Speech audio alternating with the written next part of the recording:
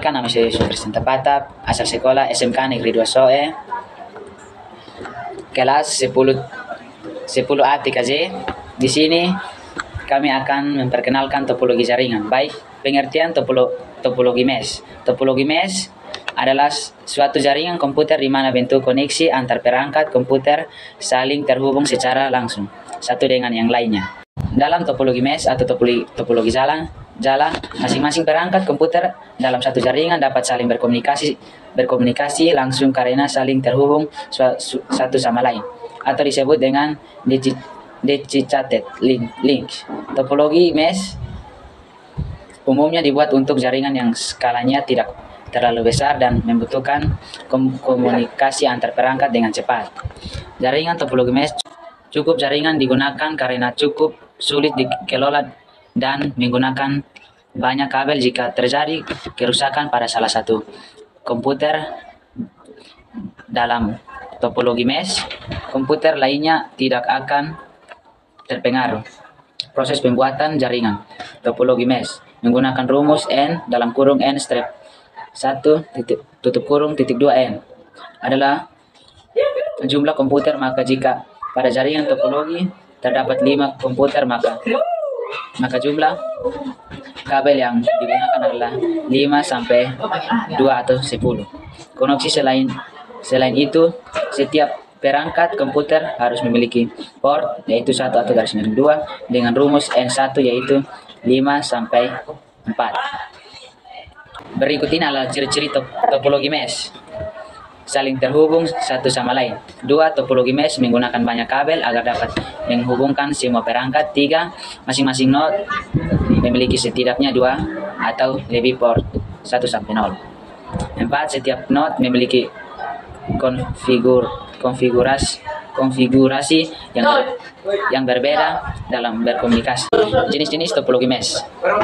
2. Topologi mesh sendiri terdiri dari 2 jenis berikut penjelasan. 1. Full connector. Ciri utama dari topologi mesh full connector adalah setiap perangkat komputer dalam jaringan ini saling terhubung secara penuh. Dengan kata lain, jika ada 5 komputer dalam jaringan, maka setiap komputer terkoneksi dengan 4 komputer lainnya. 2.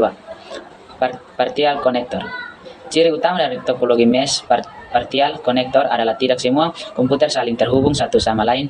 Beberapa komputer dalam jaringan ini saling terhubung, namun beberapa lainnya tidak saling terhubung.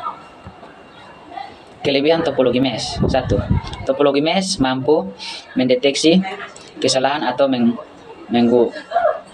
gangguan dalam jaringan dengan cepat. 2. Keamanan data yang disaring dalam jaringan topologi mesh dapat ditingkatkan sesuai kebutuhan. 3. Jika salah satu komputer dalam jaringan bermasalah, komputer lainnya tidak akan terpengaruh. 4. Pada topologi mesh terdapat hubungan dedicated link di mana data dapat dikirim ke komputer tujuan lebih cepat tanpa melalui komputer lainnya. Kekurangan topologi mesh. Proses instalasi topologi mesh cukup rumit dan harus dilakukan oleh tenaga ahli di bidang komputer. New York. 2. Topologi mesh membutuhkan biaya yang lebih besar dibandingkan topologi lainnya karena memakai banyak kabel. Topologi mesh tidak bisa digunakan untuk keperluan sehari-hari karena jaringannya tidak praktis. 4. Proses konfigurasi ulang pada masing-masing komputer dan peralatan lainnya, misalnya port 1 strip 2 strip 0 tutup kurung, merepotkan. 5. Biaya perawatan topologi mesh cenderung lebih besar. Perkenalkan, nama saya Onal Nafu, saya dari SMK Negeri 2 Soe, kelas 10A TJKT. Di sini saya akan menjelaskan jenis pengkabelan. Kabel UTP sesuai namanya unsheld, yang berarti kabel ini tidak dilengkapi dengan perlindungan aluminium, sehingga jenis kabel ini kurang tahan dengan interferensi elektromagnetik. Berbeda dengan STP. Merujuk pada bentuk dari isi kabel tersebut yang saling berlilitan pada setiap pasang. Kabel UTP dilengkapi dengan 8 buah kabel dengan warna unik di tiap kabel, lalu disusun berlilitan pada tiap pasang warna sehingga menjadi 4 pasang. Lilitan kabel tersebut berfungsi mengurangi induksi dan kebocoran pada kabel. Setiap warna pada kabel memiliki fungsi yang berbeda. Dari 8 kabel UTP, masing-masing memiliki perannya sendiri. Adapun fungsinya yaitu jingga kabel warna jingga memiliki fungsi sebagai penghantar paket data. Putih jingga kabel warna putih jingga memiliki fungsi sebagai penghantar paket data. Hijau kabel warna hijau memiliki fungsi sebagai penghantar paket data. Kabel putih hijau memiliki fungsi sebagai penghantar paket data. Biru kabel warna biru memiliki fungsi sebagai penghantar paket suara. Putih biru kabel memiliki putih biru berfungsi sebagai penghantar paket suara. Coklat kabel warna coklat memiliki fungsi sebagai penghantar tegangan DC. Putih coklat kabel warna putih coklat memiliki fungsi sebagai penghantar tegangan DC.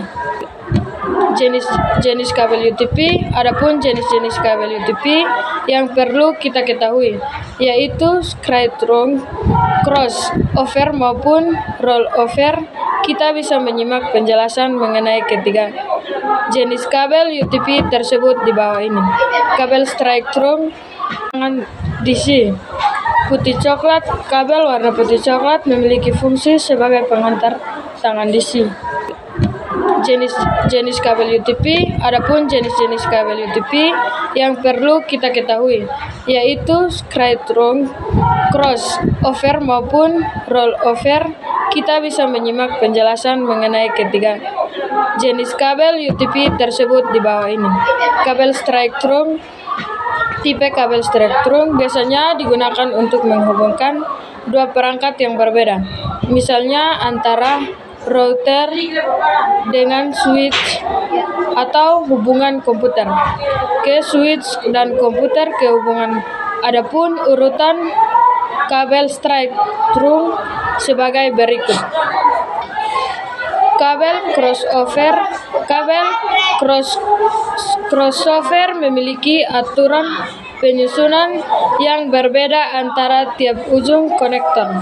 Tipe crossover biasanya digunakan untuk menghubungkan dua perangkat yang sama, misalnya antara komputer dengan komputer, antara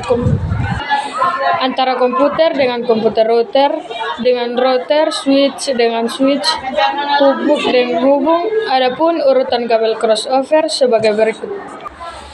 Kabel rollover. Kabel tipe rollover memiliki aturan penyusunan terbalik antara ujung konektor satu dengan ujung konektor lainnya.